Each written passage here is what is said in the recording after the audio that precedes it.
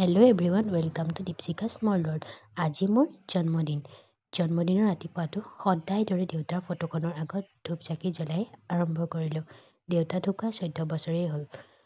এনেকুৱা বিশেষ দিনবোৰত আৰু বহুত বেছিয়ে মনত পৰে।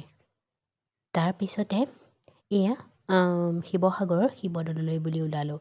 জন্মদিনৰ অৰ্থাৎ নতুন বছৰটোৰ মংগলৰ কাৰণে প্ৰাৰ্থনা কৰিবলৈ।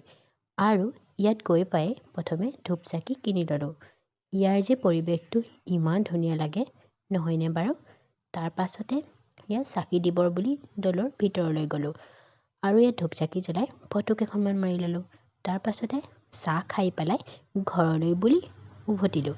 আৰু ঘৰলৈ উভতোতেই ৰাস্তাতে ভাবি আহিছোঁ যে কিবা এটাতো নেখালে নহ'ব, নহয়নে বাৰু? তাৰ পাছতে জাজিদ ধাবা আৰু দিচাং দুখন তাইক দিলোঁ। তাৰ ভিতৰতে তাই কিন্তু দিচাঙে চিলেক্ট কৰিলে দেই। দিচাঙত সোমাই প্ৰথম জোল নাকেৰে লাগি গ'লোঁ আৰু ভাত অৰ্ডাৰ দিলোঁ। যিহেতু আমি ৰাতিপুৱা একো নোখোৱাকৈ ওলাই গৈছিলোঁ, গতিকে বহুত বেছিয়ে ভোক লাগিছিল। সেইবাবে এয়া পূৰা ভাত খাই খাই কথা পতাত ব্যস্ত। আৰু বহুত বেছি ফূৰ্তিও হ'ল বাৰু।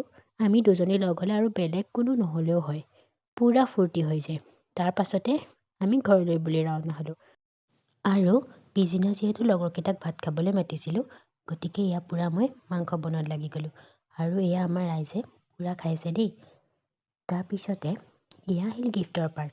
এইটো কাপোৰটো মোক ভণ্টি এজনীয়ে দিছে আৰু এই চকলেটটো লগৰ এটাই, আৰু এই কাপটো মোৰ লগৰ এজনীয়ে দিছে। নিজৰ ফটোকেইখন দেখিতো ইয়াত মই চাহ ভুলতো নাখাওঁ দেই, তাইক মই কৈছোঁ। তাৰপিছতে আৰু এই ইয়েৰিংছকেইযোৰ চাওকচোন, ইমান ধুনীয়া।